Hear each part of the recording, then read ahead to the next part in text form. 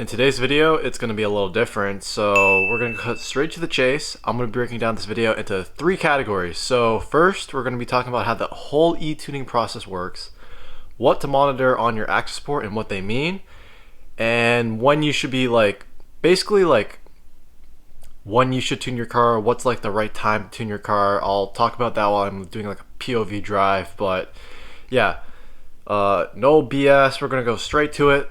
Let's get to the video. Yeah, I really hope this video helps out. I got a couple of you guys asking me to make this kind of style of video, and I mean, I'm gonna do it now. I listened to you guys. I hope this video will help out at least someone. I know it will. I'm gonna literally break this down into it's basically gonna be like a dummies guide. I'm not saying you guys are dumb, but a dummies guide. I'm gonna break it down into the simplest form, so anyone who's starting out tuning and getting their Accessport at first will understand everything. So let's get into it. Okay, so first step to the e-tuning process. I'm going to be talking about FreakTune for this one. So you look up FreakTune, MAZDASPEED 3. Over here, MAZDASPEED 3/6 e-tune. We want to click that. So this is a full e-tune. So I would recommend this if you're going bigger turbo and you have a lot more mods, but for this, I'm going to be showing you guys something else. So over here, MAZDASPEED, you click eTune. You want to look for something called a Freak OTS Plus map. So basically, the reason why this is cheaper is because you only get one revision. So basically, what a revision is you get a data log, which I'll show you guys what a data log is later. You log it, you send it to Justin at FreakTune, and then he'll send you one more revision, and that's it. The difference between that is the full e-tune, you get as many revisions as you can until the car is running fully fine. Not to say that this isn't good by any means. It is really good. I've ran this before and it's freaking amazing, but it's not as custom as the full e-tune. But if you're just simple as an upgraded downpipe or an intake and you're not really anything crazy, an OTS Plus map is perfect. 10 times better than running a cob map. So for more detail, you can read how does the e-tuning work. Basically what you do, you add to cart. E85, that's totally up to you. I don't, so you just don't even have to say that. You just add a cart, you buy it, and then let's go to the next step. So you may be asking, what other tuner options do I have? Well, the top 3 is FreakTune, Purple Drank, and Stratified. I would really only go with Purple Drank or FreakTune, but honestly, in my opinion, I think FreakTune is just the way to go, hands down, all the way.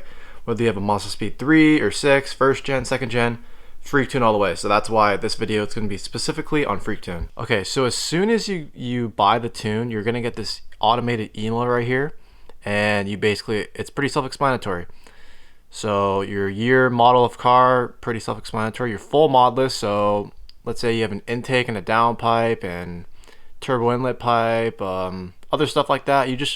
All your mods, literally all your mods, especially for intakes where diameters matter. He's talking about the MAF sensor.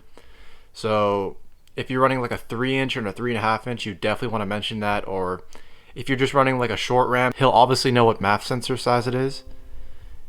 Right here, the gas you want to use, 91, 93, 94, whatever you want to call it. You want to download, here, I'll show you guys in a second what firmware, it's right here, I'll show you guys in a minute. You want to download the Accessport manager. Like I said, I'll show you guys that in a minute. Special requests, so flat foot shifting is FFS. Launch control, you can do whatever with that. And elevation, vehicle is being tuned, so basically where you live. He'll also mention, that you should have fresh oil and fresh spark plugs, which is really nice. So to download Accessport manager, you just look that up right here. Your first thing right here. I'll click that if this thing wants to load. Then you go right here, and then you download for whatever kind of computer you have. So when you open it up, it should look something like this. I don't have my Accessport on me, but I'll show you guys how to work it later on in the video. But this is what you need to basically connect your Accessport to your computer and load tunes and load maps, all that sort of stuff. So after you send them your mod list and you reply to that automated email, you're gonna wait around 2 to 3 days, I want to say, on average, for your first map. So when you get your map, this is the email he'll send you. He'll tell you. So basically these right here are the certain kind of logs. So basically you want to drive the car for about like 30 miles before doing any of the logs. 5 to 10 second idling log, a slow second gear acceleration, and a third gear watt log. Basically you want to do all those 3 things, try to get it as good as you can, and then you want to send it to him. And then over here, that's your map right here, the first one, and then this is just a bunch of information and all that. Also, this is very important. So over here, this basically shows fonts for the Accessport to monitor while you're doing your logs. So he basically mentions everything. And I'll show you guys how to change that. Okay, so we have the Accessport in hand. Basically, now that I have it inside at my house right now, I'm gonna show you guys how to load tunes onto the Accessport, like drag it from your computer to the Accessport. And to connect your Cobb Accessport to your laptop, it's basically any generic micro USB cable. As soon as you plug in your Accessport to the computer, you'll notice it'll already turn on. So as you can see, you can like play around with it right now. Okay, first thing I'm going to show you guys how to download the tune from your computer and put it onto your Accessport.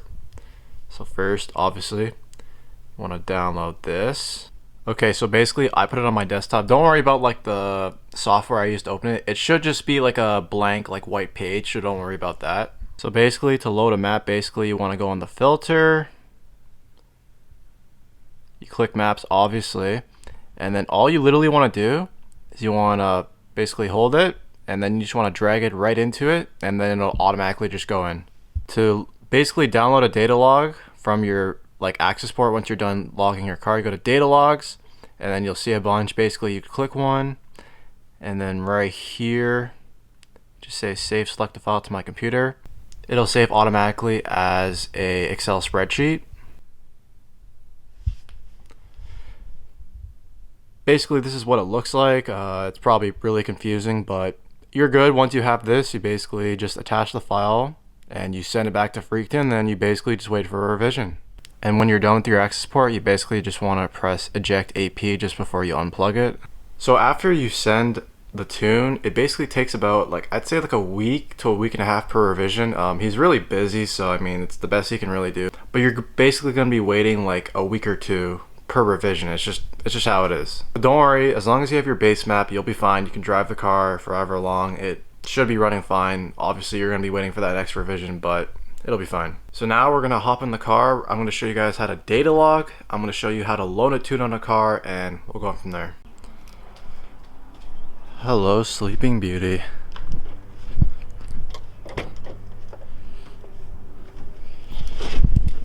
So for the Accessport, you're going to get an OBD2 connector. You basically just plug it in right here. You can like stuff the wires in this little compartment. This is for Gen 2s only. I don't know about Gen 1s. And then you just basically put your Accessport like wherever. I just have some like random ass phone mount. Fun fact, the Accessport is actually magnetic, so it'll actually stick to it. And then you just plug it right in. I'm not going to show you guys how to set up an Accessport if it's your first time plugging it into the car. But just make sure it's unmarried when you buy it. If you buy it used, and you should be fine. Everything's pretty self-explanatory. Also, it's going to ask what tune you want to run it. So just run a Cobb map for now if you don't already have a tune like basically ready for your car. So if you're just like an intake and high pressure fuel pump internals, just do stage 1. For like downpipe and all those mods, you need, you know, basically stage 2. If you have like a bigger intercooler and all those mods, so basically full bolt-on, run a stage 3 map for now. But like I said, guys, I don't recommend running Cobb tunes. It's only like a very temporary thing. You definitely don't want to run them long term. Definitely get like a proper tune. Like, there's no way around it, man. I'm literally showing you guys the process of e-tuning, so definitely make sure you get a proper tune. Like I said, run the Cobb tune only for very temporary amount of time. It's a lot simpler. You basically just flash the map. You basically just choose whatever stage 1. There's like a safe mode too and all that, like stage 1 safe or stage 2 safe, I think. Just do like regular stage 1, stage 2, stage 3, and it'll be fine. Okay, so I'm going to show you guys how to load a map onto your car, like basically change it. So basically I have a key. You just want to put it into the on position. Big note, guys, you want to make sure the car's not on when you're changing tunes. You want it to be in the on position. So the car can't be running, just in like the on position, basically. So basically to load a new tune, basically what you do is go to tune, and then you change map, and then it's pretty self-explanatory from there. It'll tell you the steps, and then you basically just change it to whatever. So To data log, it's really simple. Basically, all you do, you see how it says right here, press OK to start data logging. Basically, you just press the button, which is the OK button. You'll see the blue lights, and then when you're done doing your pull, idling log, or your wide open throttle log, basically you just press OK, and then you're done. Don't quote me on this, guys, but I'm pretty sure the Accessport can only hold 10 data logs at once. So I'm going to give you guys a quick rundown of what I monitor. So first is boost. Basically pretty self-explanatory. You want to be making sure that you hit your boost targets and all that. If you're not over boosting or you're not having any boost leaks, knock retard, that's very important. Basically you want to make sure this doesn't go over like 1.2 over wide open. That could be a bad thing.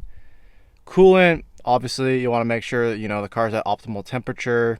I wouldn't recommend going over 160 Fahrenheit before you really beat on the car, and it shows the car if the car's like overheating or not. AFR is 100%. You may notice when you decel, you'll see this go to like 29.25. That's completely fine. You'll see like 9 or 8, and that's technically rich, but it doesn't really matter. It's not really accurate. It's only really accurate when you look at the logs. Boost air temps, pretty self-explanatory, so that's with like your turbo and all that. Basically, if you get a upgraded intercooler, you notice that these will drop a lot. And then your fuel pump pressure, basically you want to make sure like this is like the peak. You want to make sure when you go wide open, you want to see at least 1700 or even like 1650. If you see under that, then you're low on fuel pressure, and that's not a very good sign. That means you're probably running lean. When you're just normally idling, you want to see this around like anywhere from like low 400s, maybe even like high 300s to like mid 400s. And to change your gauges, all you basically do is you just click one, change monitor. Another one that I look at too, I'll show you guys, short-term fuel trim. So basically you want this to be at when the car's idling and you're driving around, you're going to see the numbers fluctuate all over the place. But one thing you want to pay attention to, when you're going wide open, you want to make sure it's dead on at 0, because that means the car is not adding or taking fuel away, which means it's not running rich or lean. It's running like perfectly fine. Also, side note, I also want to mention, he's also going to ask you what PSI of like boost you want to hit, like what pressure. So honestly, if you're just running like intake and exhaust, like nothing too crazy, I ran it at like 18 and it was fine. When you get like a downpipe, you can run it from anywhere to like 20 to like 22. And when you go intercooler, I wouldn't go over 22 pounds of boost on a stock turbo. That's just like the most you can really go, to the point where we're not going to like blow the turbo and beat the shit out of it. But yeah, I just wanted to mention that. The next day.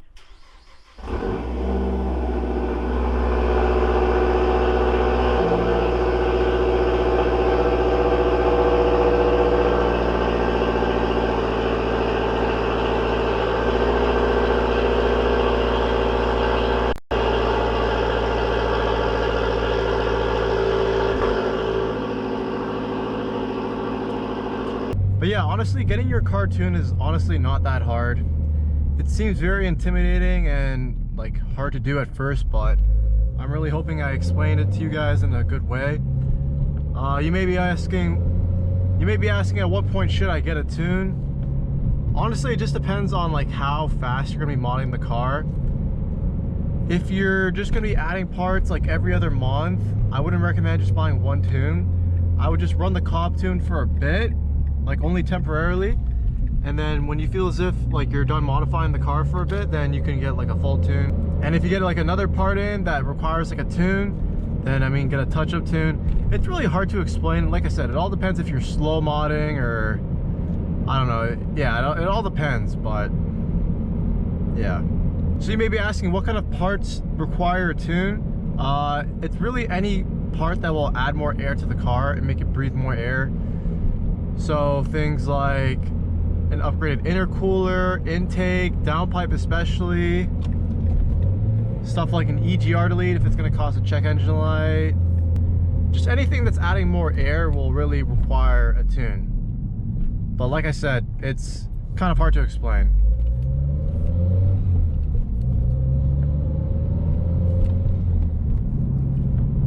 So let me give you a couple examples. So if you're going to be running like a full intake, so like the inlet pipe and the intake and like an exhaust, and you're going to run that for a bit, I mean, an OTS Plus tune would be good. Your car would run a lot better and be a lot faster than if you're running a cob tune, and that's for sure.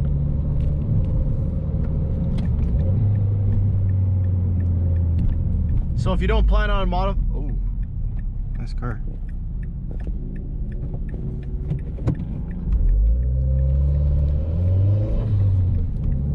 Sorry guys, I got a little distracted.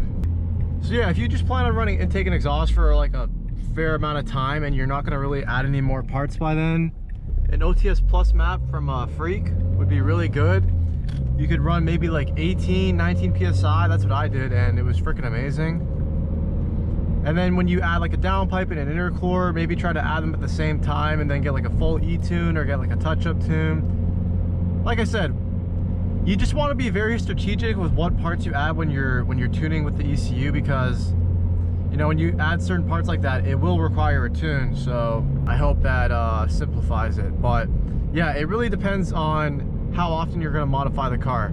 Like if you're gonna get an intake and get a tune for it and then you're gonna get a downpipe like a month later, it's just really a waste of money, because you're gonna be spending more money getting like a touch-up tune. You may as well just run the Cobb tune for a bit, just for like temporarily, and not really try to push the car, then add those parts, then get a tune for both of it, and then you're good from there. And then maybe like 6-8 months, a year down the line, you want to get an intercooler, you should buy a touch-up tune for that. Yeah guys, that's pretty much it with like the whole tuning process. It's pretty self-explanatory. Like E-tuning isn't that hard. What to monitor for your Accessport, I really hope that shit helped out too, because I didn't really know what I was looking for when I first got it. And setting up the Accessport, it's pretty self-explanatory. It'll give you like all the proper steps. So if you made it this far into the video, I'm gonna tell you guys about a shit ton of parts that I literally have coming and I have right now. So let me start first. I have all the supporting mods for Big Turbo. So what is that? I have the electronic boost controller, the Accessport one. I just picked up a 3-bar map sensor last night, and I have a JBR 3.5-inch intake on the way. I think it's coming like Wednesday or something like that. So I have all the parts for that. On top of that, I'm getting my valves cleaned at some point, and on top of that, I'm gonna get new injector seals. I already ordered that. They're coming, I don't even know when, maybe like a month from now, because I got like the cheapest shipping. I got a spare set of injectors from a scrap CX-7. I'm gonna have those like fully serviced when I swap them out, when I do like the valve cleaning, because you may as well when you're doing the valve cleaning, because they're already there, and it's pretty self-explanatory from there. I also have a poured and polished intake manifold with a VTCS delete. But yeah, I think that's pretty much everything. Oh, I have the canards on the way too. It's gonna be a controversial mod, but you know what, whatever. And yeah, I've just been getting parts left, right, and center, man. I've really been taking it seriously. I'm really not sleeping on my, guys, I've been telling you, I don't sleep on my freaking maintenance van. Like, yeah, dude, I don't even know where I'm driving. But yeah, guys, super excited to install all those parts. I'm gonna get a new tune for all those 3 mods. So the intake, the boost controller, and the map sensor. I'm gonna run stock turbo for just this season. If I see a turbo on sale that I want, which is preferably the B&R S3, I'm gonna jump on it, but I do want to run stock turbo for one more season, just to see how much I can max this thing out with like a bigger intake and all those supporting mods. Yeah, I just want to have everything on and ready, so that way when the turbo comes in or whenever I get it, I can just slap it on. Like, don't have to worry about anything. Everything just works. Guys, I got so many parts coming, guys. I got content gold mine, guys. So much shit to come. Like I said, I just gotta be patient. Yeah, I'm really looking for a turbo though. Yeah, man. It's gonna be exciting, man. It's exciting. I've got a lot more parts. Yeah, man, I really don't sleep on my maintenance at all. And you may be asking, like, why did I get a spare set of injectors? It's because this is my daily, and I can't just like have my injector serviced and then my car's not running for like a couple days. Like, I need to drive this car every single day to get to work or get wherever, and it just makes the most amount of sense to just get a scrap pair. And guys, let me tell you, they're freaking expensive, man. Like, brand new, I think from like Rock Auto, I think it's like, I don't even know, like I may be way off, but it's like 200 an injector. We got them at the scrapyard for like $9 a piece, so we definitely saved some money right there. But yeah, guys, I'm really excited. I hope you guys are too. We're gonna be making some big power. We mean business, boys. We're shooting for the stars right now, man. We're trying to make some big power. I'm close to my goal, my final goal of like the car being like complete. Like I said, I just need a bigger turbo, like a carbon hood. I want to like paint in my interior black. I want to get like gauges because I already have the gauge pillar. It's a big money pit. It's a lot of money, but you know what? With time and patience and hard work, we can definitely get there. Also, thank you for everyone who tuned into my live stream I did on Friday. I'm probably gonna make that like a weekly thing where I just like chill, talk. It was just like good vibes and all that, and I don't know. I thought it was fun. So that about wraps up the video, and yep. This is what happens when you wear the freaking GoPro, man. You get a big ass freaking mark on your head. But yeah, I really hope this video helped out you guys. I have been listening to you guys. I feel like I did a pretty good job with explaining it and dumbing it down to like the simplest form so anyone could really understand if they don't know what they're doing and they're just starting off. But yeah, I hope you guys enjoyed. Thank you for watching. Next video, I think it'll be talking about is a full bolt-on MAZDASPEED 3 fast, I think. I don't have any more parts really coming at the moment, so yeah, I'm not really sure, but that's probably my next video. But yeah, that's enough rambling out of me, bro. Thank you for watching. I'll catch you in the next one. Stay consistent. Peace.